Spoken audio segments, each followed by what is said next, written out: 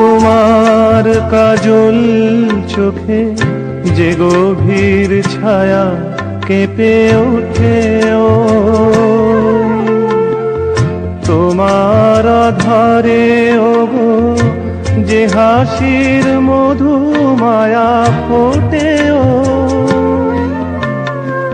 তারা এই অভিমান বোঝে না আমার, বলে তুমি তো আমায় ভালোবেসেছ, শুধু আমার গোপন ব্যথা কেঁদে কেঁদে কয় কেন আরো ভালোবেসে যেতে পারে না হৃদয়।